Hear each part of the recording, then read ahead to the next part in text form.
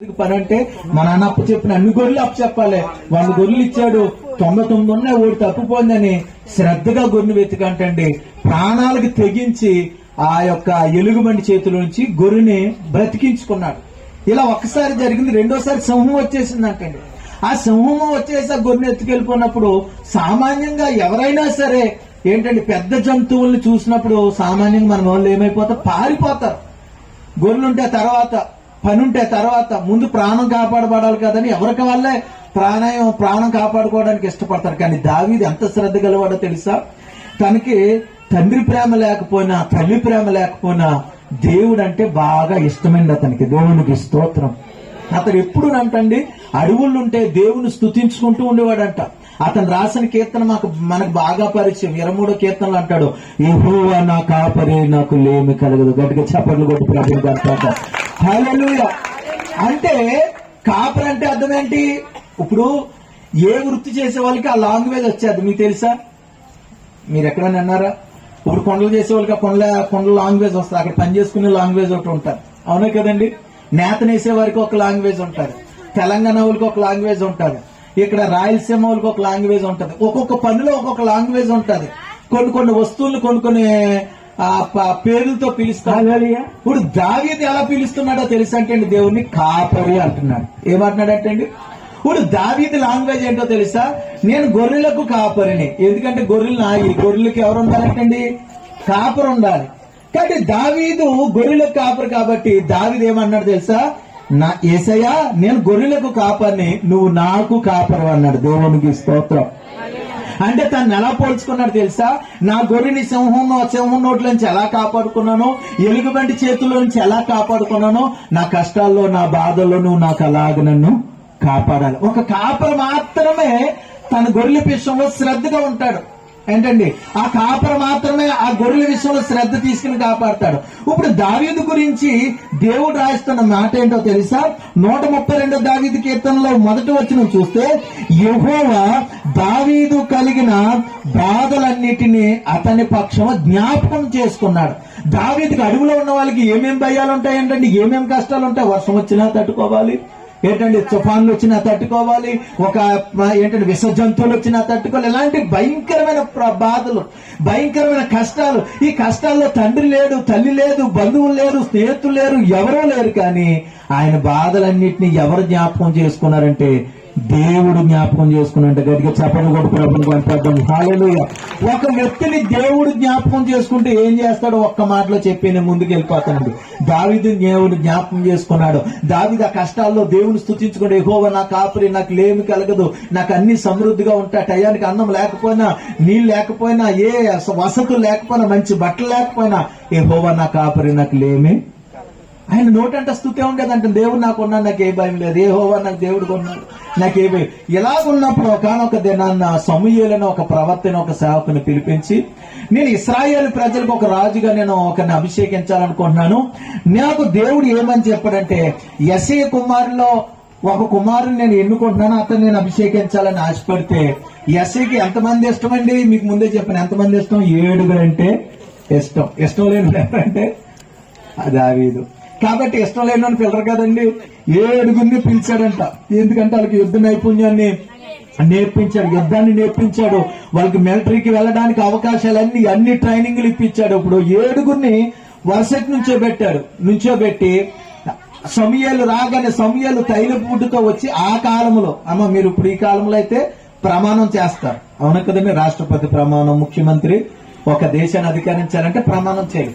పూర్వకాలంలో తైలముతో అభిషేకించేవారు. అప్పట్లో రాజులు వెళ్ళేవారు మన రాజ్యాలన్నింటినీ. కాబట్టి తైలపు కొమ్మను తీసుకొచ్చి పెద్దవాడి మీద అభిషేకించడానికి వేస్తుంటే దేవుని స్వరం చెప్తుంది, ఇతడు నేను ఎన్నుకున్నవాడు కాదు. అలాగా యెషయాకి ఇష్టమైన 7 కుమారుని దేవుడు త్రోసివేశాడు. సమూయేలు నువ్వు పై రూపాన్ని చూస్తున్నావు, నేను పై రూపాన్ని చూడను. చాలా మంది మనం ఏమనుకుంటుంటే పై రూపాన్ని చూస్తాం, చాలా మంది దేవుడు పై రూపాన్ని చూడండి. అందుకని ఈ రోజు ఇన్ని భేదాలు వచ్చేసిన యేసుక్రీస్తు అని నమ్ముకుంటే చాలా మంది పై రూపాన్ని చూస్తున్నారు. ఆయన తెల్లోడు దేవుడు కాదు, నల్లోడు దేవుడు కాదు, ఆయన అందరికీ ప్రభు. గట్టిగా చప్పట్లు కొట్టి ప్రభు కనపడతాం. హల్లెలూయా. దేవుడు అనేవాడు ఒక ప్రాంతానికో, ఒక పల్లెకో, ఒక రాష్ట్రానికో, ఒక తెగకో, ఒక జాతికో కాదు, కానీ ఆయన సర్వ మానవాళికి దేవుడండి. ఆయన మనం ఎక్కడికి వెళ్ళినా, ఏ ప్రాంతానికి వెళ్ళినా గొంతెత్తి యేసుక్రీస్తుని ఆరాధించే బిడ్డలు నేటికి సజీవంగా ఉన్నారంటే కారణం ఆయన సమస్త మానవాళికి రక్షణ ఇవ్వడానికి ఈ లోకానికి వచ్చిన గొప్ప దేవుడు అండి. కాబట్టి 7 బిడ్డలే త్రోసివేశాడు. అప్పుడు సమూయేలు అడిగాడు, ఇంకా నీ బిడ్డలు ఎవరైనా ఉన్నారంటే కడసారుడు అక్కడ ఉన్నాడండి, ఆడెక్కడో నేను పనికిరాడండి, అని గొర్రెలు మేపటానికి ఎట్టానంటే అతను కూడా పిలవండి, మీ గర్భంలో పుట్టిన ఒక బిడ్డని దేవుడు రాజుగా అభిషేకించమన్నాడంటే ఆ దావీదు వస్తూ ఉండగా జరిగింది ఏంటో తెలుసంటండి. యెహోవా దేవుడు చెప్తున్నాడు, అతడే నేను కోరుకున్న మనుషుడు, అతని ఇశ్రాయేలు ప్రజలకి రాజుగా అభిషేకించడని సమూయేలుతో దేవుడు మాట్లాడితే తైలపు కొమ్ముతో అతన్ని అభిషేకించండి. గట్టిగా చెప్పండి కొట్టుకోవడం. ఇప్పుడు మీరు చెప్పండి, ఒక వ్యక్తిని గొప్ప చేసింది తండ్రా దేవుడా? దేవుడు గొప్ప చేయాలి. ఒక్కొక్కసారి మనం ఎదగడము మన ఇంటి వాళ్ళకి ఇష్టం ఉండదండి. ఎలాగంటున్నా నేను ఫీల్ అవ్వకుండా, నా అనుభవాలు కొండ వెళ్ళిన వాళ్ళకి అర్థమవుతుంది ఆ మాటలు. అనుభవం లేకపోతే ఎవరికి అర్థం అవ్వాలి. మన ఇంట్లో వాళ్ళు మనం ఎదిగితే వార్చలేరు, మన బంధువులు మనం ఎదిగితే వార్చలేరు. ఎవరైనా కొత్త ఇల్లు కట్టుకున్నారనుకోండి, ఆ ఫంక్షన్కి వస్తారు, భోజనం చేస్తారు, కానీ మనసులో ఎన్ని ఆలోచనలు ఉంటాయో. ఎలా కట్టేయడంటో, ఎక్కడి నుంచి వచ్చిందంటో. అవునండి, ఉండమంటారా? ఇక్కడ మాట్లాడరు కానీ భోజనం అయిపోయిన తర్వాత మీటింగ్ పెట్టుకుంటారు. ఆ మీటింగ్ అయిపోయిందని ఇంకో మీటింగ్ జరుగుతుంది. ఎలా కట్టాడంటో, ఇది ఎలా వచ్చిందంటో, ఎంత ఎలా చేస్తున్నాడంటో బోలేని ప్రశ్నలు నన్ను అడుగుతారు. కిలోండి ఎప్పుడో 2012లో 13లో ఒంటరికి వచ్చాడు, ఇప్పుడు ఎంత సేవ ఎలా చేసేస్తున్నాను గోల్ మంది అడుగుతారు. నేను అంటాను, ఆయన గొప్పడు కాబట్టి ఆయన సేవించే వాళ్ళు కూడా దేవుడు గొప్పగానే చేస్తాడు. గట్టిగా చెప్పగలుగుతాడు అనుకుంటున్నా. ఒకే ఒకటే నేను ఇప్పటికీ చెప్పగలను, ఇన్ని సభలు, ఇన్ని మీటింగ్లు, మందిరాలు కట్టడానికి, అనేక వందల వేల మంది ప్రజలకు సువార్త అందించడం ఒకటే, ఆయన గొప్ప దేవుడు. నువ్వు ఆయన శ్రద్ధగా వెతుకు. దేవుడు అన్నాడు, శ్రద్ధగా వెతికే వాళ్ళు నేను సింహాసనం మీద పెడతానన్నాడు ఆయన. నా జీవితంలోనే కాదు, నేను సింగపూర్లోనండి 2007 సంవత్సరం అనుకుంటా, సింగపూర్లో లేబర్కి వెళ్ళాను, క్లీనింగ్ పని చేసుకుని తుడుచుకోవడానికి వెళ్ళాను. ఆ ఇంటర్బేస్ తోటి వెళ్ళాం. మేము చదువుకోకున్నట్టు ఎట్టుకుని వెళ్ళాను, ఆ పనిలోకి వెళ్ళాం. కానీ దేవుడు కృపను బట్టి ప్రార్థన చేసేవాడిని. దేవుడు తెలిసిన మాటను బట్టి నమ్మకంగా ఉంటే, శ్రద్ధగా పనిచేస్తే దేవుడు చేస్తాడంటే 3 సంవత్సరాల్లో దేవుడు ఆ కంపెనీకి సూపర్వైజర్ గా చేశాడు. దేవునికి స్తోత్రం. దేవుడు ఎవరిని విడిచిపెట్టడండి. దావీదుని తండ్రి పెద్ద కోరుకోలేదు. దావీదుకి ఏ విద్యలు నేర్పలేదు, గొర్రెలు మేపడానికి పంపించేశాడు. గొర్రెలు మేపేవాడికి ఏ విద్య వస్తుందని ఏ విద్య రాదు. ఇంకా ఆ గొర్రెలు నేర్చుకుని వాళ్ళకి ఏదో భాష ఉండదు, గొర్రెల భాష. అవునా కదండి? మనం తప్పుకోమంటే తప్పుకో, మీకు దారంటే వెళ్తే అలా ఏదో చిక్కేదో అంటే చూడు ఎమ్మటిన పక్క వచ్చేస్తాం. ఎవరి లాంగ్వేజ్ వాళ్ళకు ఉంటుంది. కాబట్టి దావీదు గొర్రెల లాంగ్వేజ్ ఒకటే వచ్చు, కానీ అలాంటి గొర్రెలు మేపుకున్న వ్యక్తిని దావీదు బాధలన్నింటినీ దేవుడు జ్ఞాపకం చేసుకున్నట్టండి గొప్పవానిగా. ఎంత గొప్పడంటే మనుషులెవ్వరూ చేయలేనంత ఉన్నతమైన స్థితికి దావీదు బాధలన్నీ దేవుడు జ్ఞాపకం చేసుకున్నాడో దావీదుని రాజుగా దేవుడు హెచ్చించాడు. ఈ రాత్రికాల సమయంలో మీకు చెప్పాలనుకున్నది ఏంటంటే, యేసయ్య జ్ఞాపకం చేసుకునే దేవుడు అండి. నేను మరలా చెప్తాను, పై రూపాన్ని చూసి మనుషులు అంచనా వేసుకోవచ్చు. వీళ్ళకి ఇల్లు ఉందంటే, ఎంత వ్యాపారం ఉందంటే, ఎంత మీటింగ్ పెట్టారంటే ఎంతో బ్యాంక్ బ్యాలెన్స్ ఉంటుంది అంటే ఎవరి కాళ్ళు అనుకుంటారు, అనుకోరండి. పై రూపాన్ని చూసి లెక్కలేస్తారు, కానీ దేవుడు అంతరంగాన్ని చూసే దేవుడు, వారి హృదయంలో ఉన్న వేదన చూసే దేవుడు, బాధను చూసే దేవుడు, కన్నీరుని చూసే దేవుడు, కష్టాలను చూసే దేవుడు, అవమానాలను చూసే దేవుడు, ఏంటంటే ఇబ్బందులు చూసే దేవుడు. ఇక్కడ ఉన్న వాళ్ళు మీరు ఎవరైనా సరే మీ గురించి బయట వాళ్ళు ఏదైనా 100 రకాలుగా మాట్లాడుకున్నామండి, కానీ దేవుడు ఏం చూస్తాడు తెలుసా? మీ కష్టాలను చూస్తున్నాడు. దేవుడికి స్తోత్రం. మీ అవమానాలు దేవుడు చూస్తున్నాడు, మీ ఇబ్బందులు దేవుడు చూస్తున్నాడు. దావీదు బాధలన్నీ చూశాడు కాబట్టి దావీదుని ఎవరు పట్టించుకోకపోయినా దేవుడు పట్టించుకుని ఒక సమయం వచ్చింది. దావీదు నమ్మకంగా దేవుడికి సేవ చేసుకున్నాడు. దావీదు నమ్మకంగా దేవుడిని స్తుతించాడు. దావీదు నమ్మకంగా దేవుడి పట్ల బ్రతికాడు కాబట్టి దావీదుని దేవుడే గొప్ప చేశాడు. దేవునికి స్తోత్రం. అలాగే బైబిల్లో నుంచి మరికొంతమందిని దేవుడు గొప్ప చేస్తుందని చూపిస్తాను. చూడండి, 2వ రాజుల గ్రంథము 20వ అధ్యాయం 1 నుంచి 3 వచనాలు చదవండి. 2వ రాజుల గ్రంథము 20వ అధ్యాయం 1 నుంచి 3 వచనాలు చదువుతారు ఎవరైనా? 2వ రాజుల గ్రంథము 20వ అధ్యాయం 1 నుంచి 3 వచనాలు.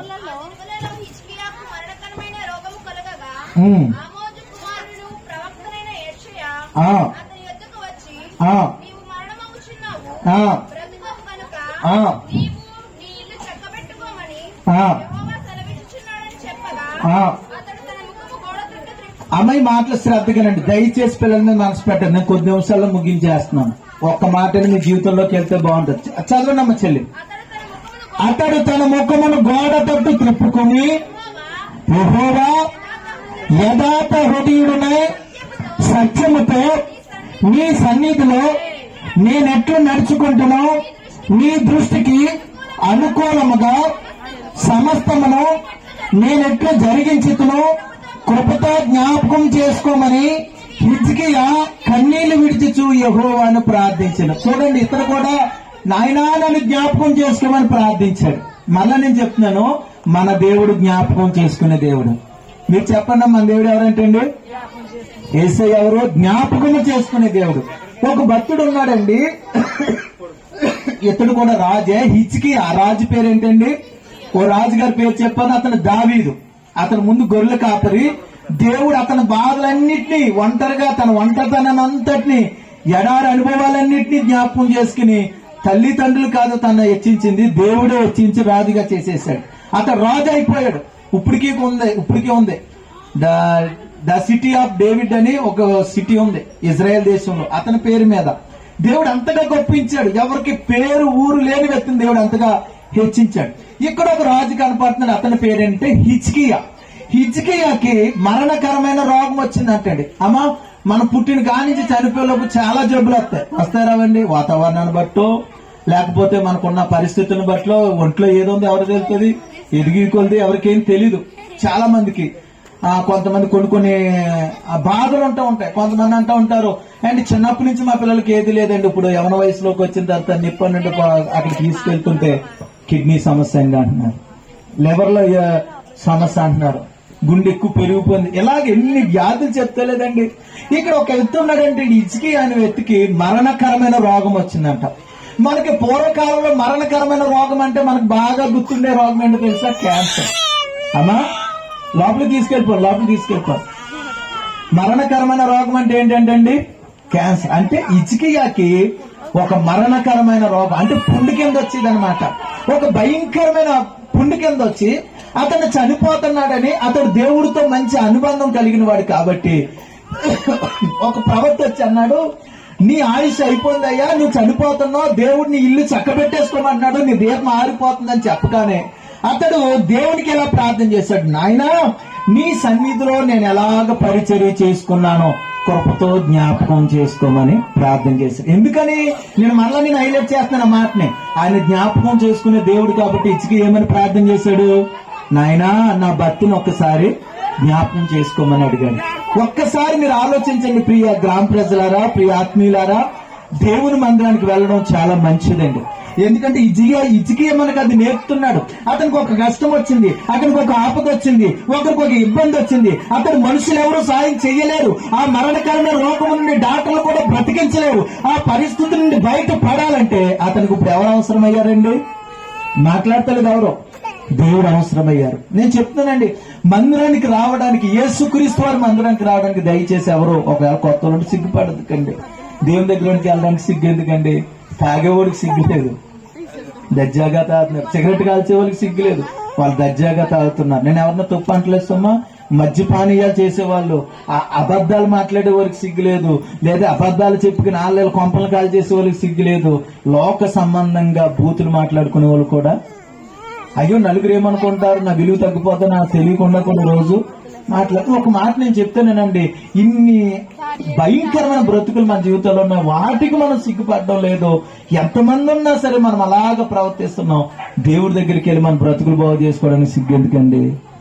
ఒకసారి ఆలోచించండి. దేవుడి దగ్గరికి వెళ్ళడం వల్ల మనకి ఏమి పోయేదే ఉండదండి.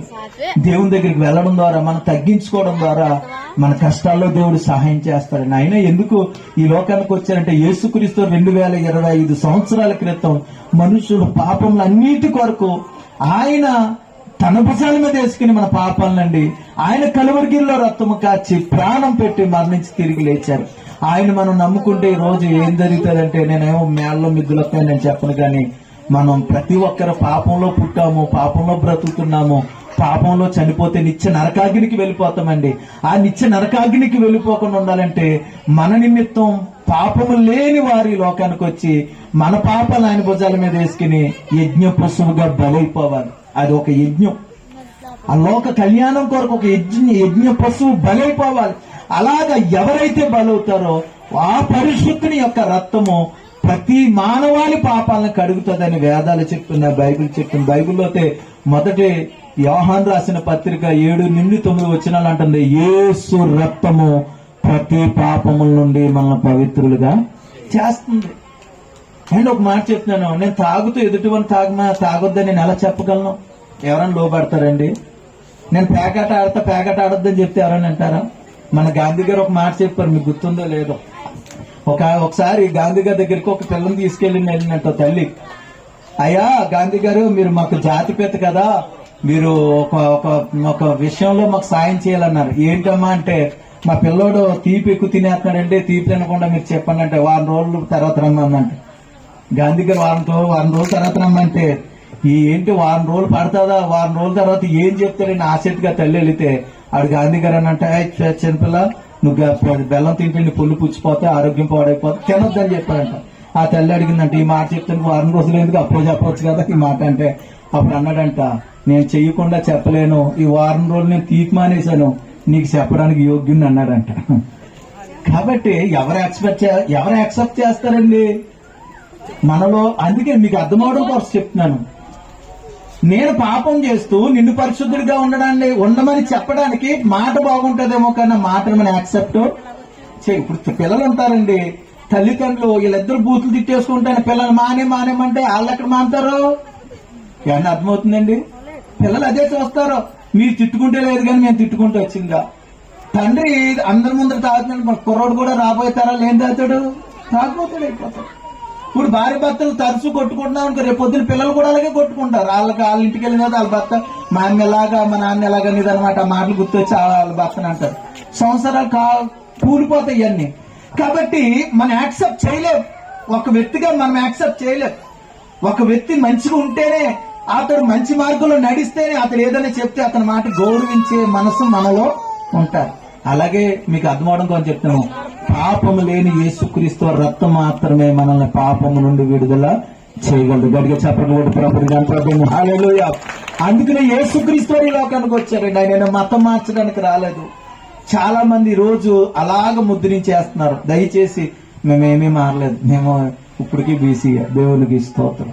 మా రంగు మారలేదు, మా కలర్ మారలేదు, మా గొంతు మారలేదు, కానీ ఒకటే మారింది, మా మనసు మారింది అంతే. దేవునికి స్తోత్రం.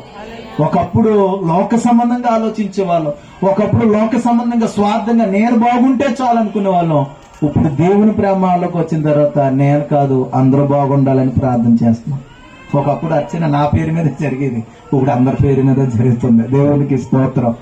నేను అందరి పేర్ల కోసం ప్రార్థన చేస్తున్నాను. ఒకప్పుడు నా కోసమే జరిగేది పర్సనల్ గా, కానీ ఇప్పుడు అందరి పేర్ల మీద నేనే ఒక యజ్ఞ అంటే ఆ యాజకుడిగా మారిపోయి ప్రతి ఒక్కరూ క్షేమంగా ఉండాలి, అప్పుల్లో ఉన్న వారు విడుదల పంచుకోవాలి. ఎందుకంటే యేసుక్రీస్తు వారు నేర్పెళ్ళారు కదండి. ఆయన కొట్టిన వాళ్ళని కూడా ఆయన అన్నాడు, తండ్రి వీరేమి చేయించున్నారో వీరు ఎరుగురు గనుక వీరిని క్షమించండి. మందిరానికి వెళ్ళడం వల్ల మనకు కొంత మనశ్శాంతి వస్తుందండి. దేవుని మందిరంలో పరిశుద్ధత ఉంటుంది. ఆయన అందుకని ఒక స్థలాన్ని ఎన్నికని ఇక్కడికి రండి అని ఎందుకు అన్నాడంటే, ఆయన ఎక్కడైనా మనం ప్రార్థన చేసినా వెంటాడు. కాకపోతే ఆయన ఒక స్థలానికి వెళ్తే అక్కడ ఒక యాజకుని నెట్టి మీ నిమిత్తం ఆయన ప్రార్థించడానికి, మీ నిమిత్తం దేవునికి ఆయన స్వరాన్ని ఆయన బోధన విని మీకు ఏం చెప్పాలది ఆయన విని మీకు చెప్పడానికి, మీ జీవితాలు మేలు కలగడానికి ఒక యాజకుని నిలబెట్టుకుని దేవుడు తను చేసే కార్యమండి అది. దేవునికి స్తోత్రం. కాబట్టి మందిరానికి వెళ్ళడం ద్వారా ఎంత గొప్ప మేలు. ఇచ్చికి అంటున్నాడు, అదే అంటున్నాడు, తనకు ఒక రోగం వచ్చిందంట, మరణకరమైన రోగం. అది ఎవరి వల్ల కాలేనప్పుడు అతడు ఏమన్నాడో తెలుసా? గోడ తట్టు తన ముఖము తిప్పుకుని. అంటే ఇశ్రాయేలు ప్రజలకి గోడ అంటే వాళ్ళకి అక్కడ మందిరం ఉండేది. దేవునికి స్తోత్రం. ఇప్పుడు మందిరము తట్టు తన ముఖం తిప్పుకుని ఏమని ప్రార్థన చేస్తున్నావు? సరి గట్టిగా చదవమ్మా చెల్లి. యెహోవా యథార్థ హృదయుడునై సత్యముతో నీ సన్నిధిని నేనెట్లు నడుచుకుంటునో, నీ దృష్టికి అనుకూలముగా సమస్తమును నేనెట్లు జరిగించుతున్నా కృపతో జ్ఞాపకము చేసుకోమని హిజ్కియా కన్నీళ్లు విడిచి ప్రార్థన చేశారు. నేను చెప్తున్నాను, మీకు ఎన్ని సమస్యలు ఉన్నా దేవుని మందిరానికి రండి. హిజ్కియా ప్రార్థన చేసినట్టు కన్నీళ్లతో ప్రార్థన చేయండి. దేవుడు జ్ఞాపకం చేసుకునే దేవుడు. ఎక్కడెక్కడో సాక్యాలు కదండి, పెనుగొండ మందిరంలోనే బోల్డెన్ సాక్యాలు ఉన్నాయి. నేను ఎక్కడెక్కడో చెప్పను, బోల్డెన్ సాక్యాలు జరిగినాయి. ఇక్కడికి వచ్చి స్వస్థపడిన వాళ్ళు బోల్ మంది ఉన్నారు, అద్భుతాలు జరిగిన వాళ్ళు బోల్ మంది ఉన్నారు, ఆశ్చర్యకార్యాలు జరిగిన వాళ్ళు బోల్ మంది ఉన్నారు. కానీ ఇది సమయం కాదు కాబట్టి నేను ముందుకు వెళ్తున్నాను. దేవుని మందిరానికి వస్తే దేవుని మందిరంలో మీరు మీ కష్టాల నిమిత్తం మీరు ప్రార్థన చేసుకుంటే, మరలా చెప్తున్నాను, మనుషులు అన్ని తీర్చలేరండి, మనుషులు అన్ని పరిస్థితుల్లో మనకు సహాయం చేయలేరు. కానీ దేవుడు ఎల్లవేళలా జ్ఞాపకం చేసుకుని మనం విడిపించేది. ఇక్కడ చూడండి, అతడు అలాగ ప్రార్థన చేయగా వెంటనే ఒక స్వరం వినపడింది. చూడండి అక్కడ 4వ యేసయ్య నడిమి సార్లు అవతలకు వెళ్ళక మునిపై యెహోవా అతనికి ప్రత్యక్షం ఎలాగూ సెలవిచ్చును, నీవు తిరిగి నా ప్రజల అధిపతి అయిన హిజ్కియా యొద్దకు పోయి అతనితో ఇట్లనము, నీ పుత్రుడైన దావీదునకు దేవుడు యెహోవా నీకు సెలవిచ్చినదేమనగా, నీవు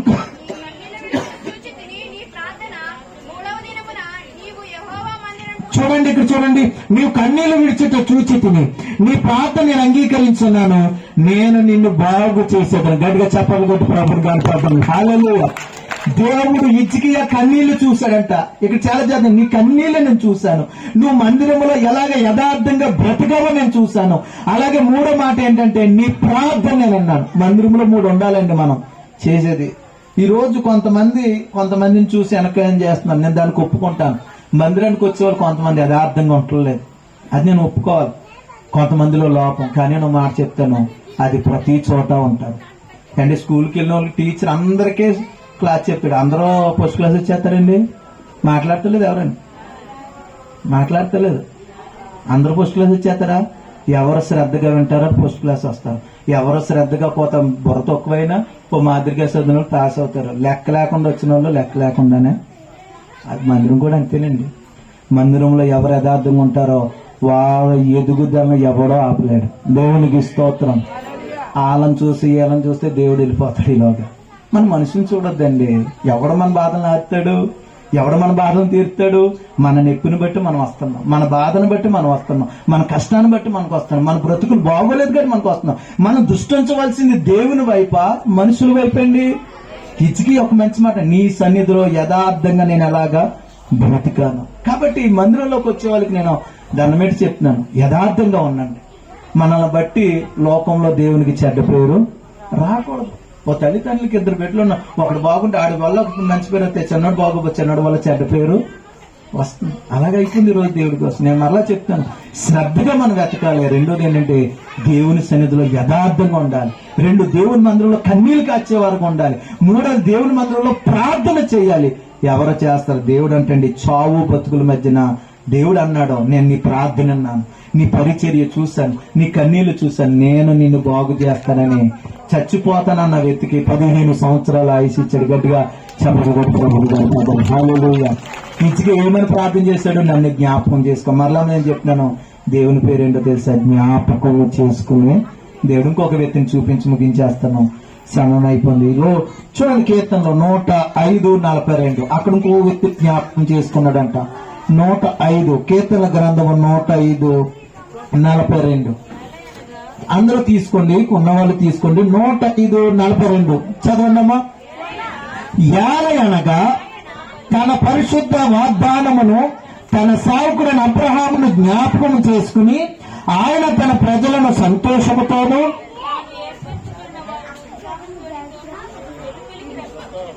దేవునికి స్తోత్రం. హల్లెలూయా. మీకు ఇంకో మాట చెప్తున్నానండి, అబ్రహామును ఒక వ్యక్తి ఉన్నాడండి. అబ్రహామును దేవుడు మొట్టమొదటిగా ఎన్నుకున్నాడు అనమాట. అబ్రహాం ఏం చేసేవాడంటే, మీరేం ఫీల్ అవ్వద్దు, అతని వృత్తి ఏంటి, వాళ్ళ నాన్నగారి వృత్తి ఏంటంటే బొమ్మలు తయారు చేసి అమ్మేవారు. అది అన్ని రకాల బొమ్మలు అనమాట, A to Z అన్ని రకాల బొమ్మలు చేసి అమ్మేవాడు. ఆ వ్యాపారం అది.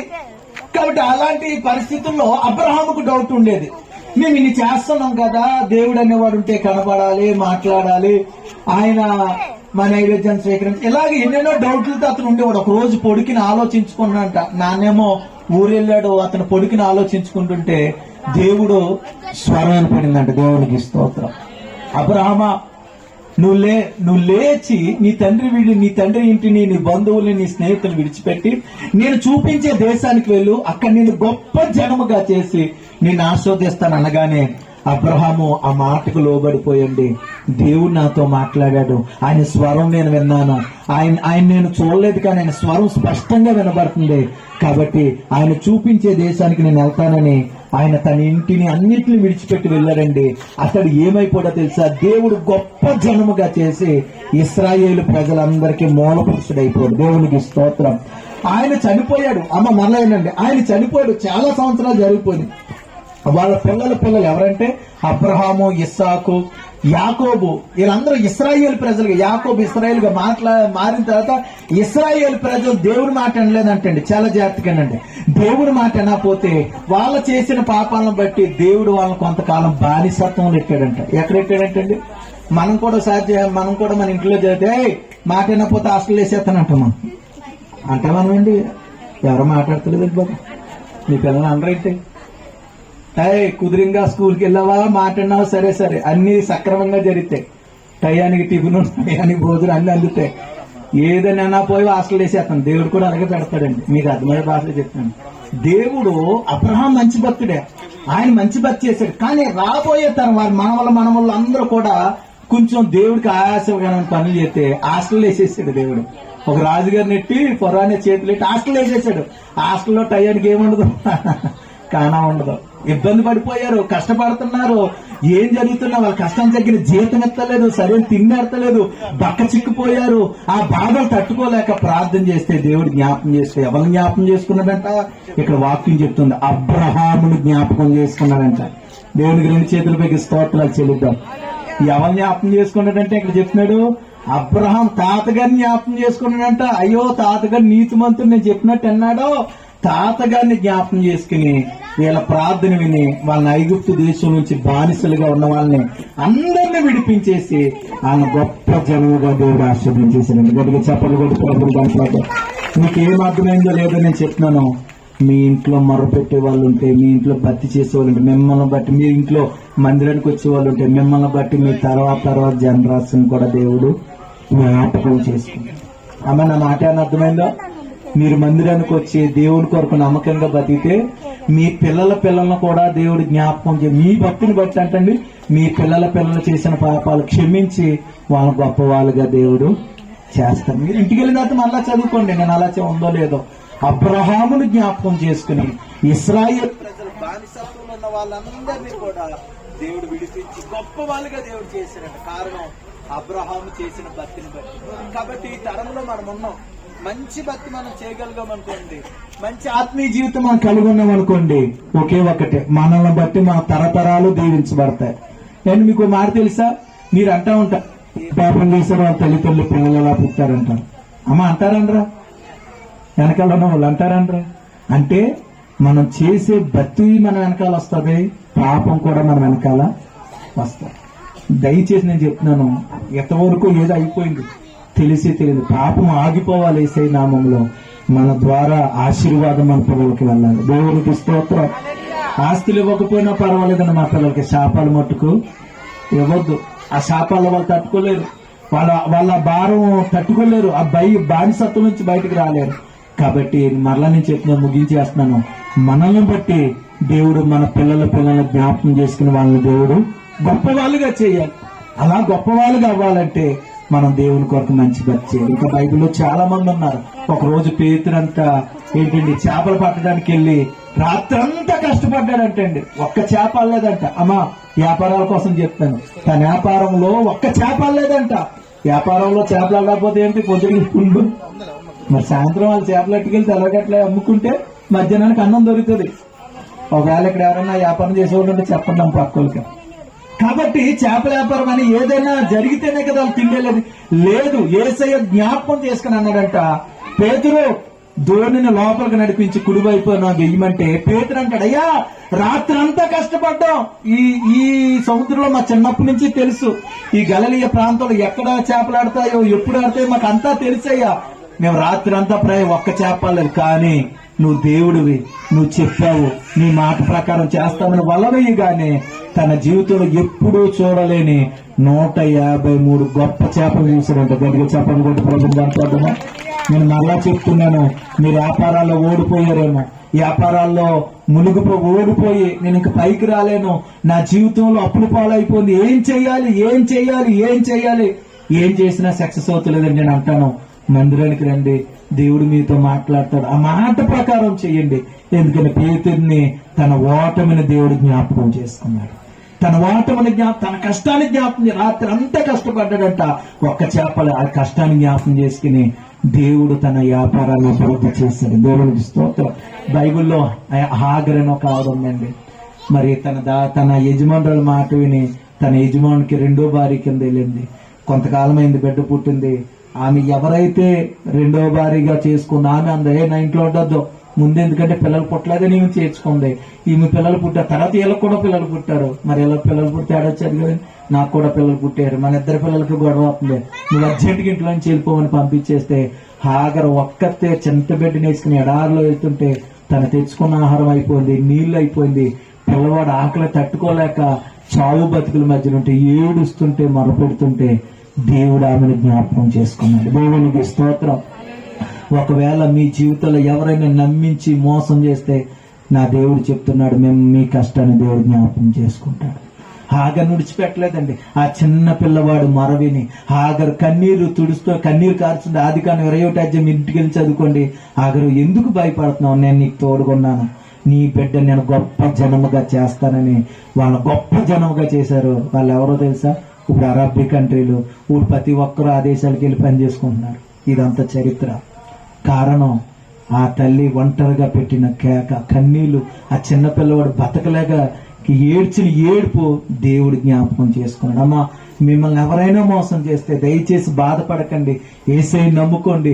యేసయ్య మీ కష్టాల్ని, మీ ఒంటరితనాన్ని జ్ఞాపకం చేసుకుని మిమ్మల్ని పెక్కు జన్మ కింద గొప్పగా ఎక్కడ తలదించుకున్నావో అక్కడే తలెత్తుకునేలాగా దేవుడు చేస్తాడు. ఆఖరిగా కొర్నేలైన భక్తుడున్నాడు, తన ఇంటి వారందరితో ప్రార్థనలో ధర్మ కార్యాలు చేస్తుంటే దూత వచ్చి అంటుంది, నీ ప్రార్థన నీ ధర్మము నేను జ్ఞాపకము చేసుకున్నాను, నీ ఇంట్లో రక్షణ కొదువుకుందని పేతురయ్య గారిని పిలిపించి వాక్యం చెప్పించేలాగా ఆ ఇంటికి రక్షణ ఇచ్చాడు. కాబట్టి ఈ రోజు దేవుడు జ్ఞాపకం చేసుకుంటే ఏది మన ఇంట్లో కొదువుందో, ఏది కొరత ఉందో, నేను మరలా చెప్తున్నాను, వీళ్ళందరిలో అందరి సమస్యలో దేవుడే చెప్పేశాడు. దేవునికి స్తోత్రం. నేను మరలా చెప్తున్నాను, మీరు ఒక్కొక్కరికి బోల్డ్ అని సమస్యలు ఉంటాయి, కానీ మీరు అందరూ చెప్పడానికి సమయం సరిపోదు. కానీ నేను మరలా చెప్తున్నాను, మీ అందరి సమస్యలు యేసయ్యకి తెలుసు. దేవునికి స్తోత్రం. ఆయన హృదయాలను ఎరిగే దేవుడు అండి, హృదయ అంతరంగాలను ఎరిగే దేవుడు అండి. మీరున్న చోట అయ్యా నిలబడి, యేసయ్య నా బాధ ఇది నాయన, నా హృదయంలోకి రండి నాయన, నా జీవితాన్ని నీకు ఇస్తున్నాను నాయన, నా పరిస్థితిని జ్ఞాపకం, ఈ రోజు సేవకుల ద్వారా నేను అన్నాను నాయన, నువ్వు జ్ఞాపకం చేసుకునే దేవుడు నాయన, నువ్వు నన్ను జ్ఞాపకం చేసుకోని ప్రార్థన చేస్తే దేవుడు జ్ఞాపకం చేసుకుంటాడు. నా జీవితంలో చాలా ఓటమండి, నాకు వాక్యం యూట్యూబ్లో ఉంటుంది, మీ అందరికీ తెలుసు. ఎక్కడే సేవ తిరిగాని అని నేను చనిపోదామని ఎన్నిసార్లు ప్రయత్నాలు చేశాను. ఎందుకంటే జీవితంలో చాలా ఓటమే, చాలా పరిస్థితులు ఎవరికి తెలీదు, మనోవేదనకు దుఃఖమైపోయేవాడిని. అలాంటి నా జీవితం దేవుడు జ్ఞాపకం చేసుకున్నాడు. అసలు సేవ చేద్దామని ఆలోచనలో నేను లేదు, సింగపూర్లో సెటిల్ అవ్వాలని నేను ఎన్నో కలలుగన్నాను. అలాంటి నా జీవితాన్ని, ఎందుకు పనికిరని జీవితాన్ని దేవుడు జ్ఞాపకం చేసుకున్నాడండి. మా వంశంలో ఎవరు సేవకులు లేరు, ఇదే మొదటిసారి దేవుడు నాకు ఒక కృప ఇచ్చాడు. నేను మంచోని కాదు, ఎలాంటి మంచి లక్షణాలు నాలో లేకపోతే దేవుడు జ్ఞాపకం చేసుకుని ఈ రోజు ఈ పెనుగొండ పట్టణంలో ఒంటరిగా వచ్చాను. ఈ రోజు ఎక్కడి నుంచి రాష్ట్రాలు దాటించి దేవుడు తీసుకెళ్తున్నాడు. ఎందుకు తెలుసా? ఆయన జ్ఞాపకం చేసుకున్నాడు. ఏంటండి, ఎవరు జ్ఞాపకం చేసుకున్నారు? ఆయన జ్ఞాపకం చేసుకున్నాడు. మీ అందరికీ తెలుసు కదా, ఇక్కడ ఎన్నిసార్లు ప్రార్థన కట్టి వీధులంతా, నా ఆరంభం అంతా మీకు తెలుసు. అలాంటి దీనమైన పరిస్థితి ఏంటంటే, చేపలు వేసుకుని ఒక డ్రైనేజీ పక్కన మాతమ్మ గారి ఇంటికాడ, ఆ శ్రీలక్ష్మి గారి ఇంటికాడ, ఇంకా అలాగలాగా అన్ని వీధులు తిరిగేస్తాం. దేవుడు ఒక సమయం వస్తాడు. దేవునికి స్తోత్రం. మన కష్టాలు దేవుడు మర్చిపోవడం, మన కన్నీళ్లు దేవుడు మర్చిపోవడం, మన మొఖాల ప్రార్థన దేవుడు మర్చిపోవడం. మనుషులు మనం తృణీకరించవచ్చు, మనుషులు ఇదేంటి అనుకోవచ్చు. దేవుడు జ్ఞాపకం చేసుకుంటే, ఆయన హెచ్చిస్తే ఏంటండి యాపగలిగిన వాడు ఎవడు లేడు. దేవుడు అంతగా మమ్మల్ని హెచ్చించాడు. అంతగా ఈ రోజు మీ కళ్ళు ముందు మీరు చూస్తున్నారు, కళ్ళు ముందు ఈ రోజు ఘనమైన సేవ జరుగుతుంది. నేను ఒక్కటే చెప్తున్నాను, నా జీవితాల్లో, మా జీవితాల్లో చేసిన మీ జీవితాల్లో కూడా చేయగలను. అందరూ లేచి నిలబడతాం. ఒక్క మాట, యేసయ్య నా పరిస్థితి ఇదయ్యా, ఒక్క నిమిషం నుంచుంది, అందరూ నుంచుని, యేసయ్య నా జీవితాన్ని నీకు ఇస్తున్నాను నాయన, నా జీవితాన్ని నీకు ఇస్తున్నాను నాయన. ఒక్క నిమిషం ఎవరో మాట్లాడకండి అమ్మా. ఇంత వాక్యం విన్నారు కదా, ఒక్క మాట యేసయ్యతో ఒక మాట చెప్పండి. నా పరిస్థితి నీకు తెలుసు నాయన. ఒక్క పరిస్థితి హిజ్కియా చెప్పుకున్నాడు కదా, నీ సన్నిధిలో నేను ఎట్లు బ్రతికానని. ఒకవేళ మీరు మందిరకు రాకపోతే నాయన, నా పరిస్థితి నాయన, నన్ను చూడండి, నన్ను చూచుచున్న దేవుడు నాయన. అయ్యా చాలా మార్లు వద్దామనికి నాగిపోయిన మా బ్రతుకులే, కానీ నాయన ఈ రాత్రికాల సమయంలో ఒక తీర్మానం తీసుకుంటున్నాను, నా హృదయంలోకి రండి నాయన. ఎన్ని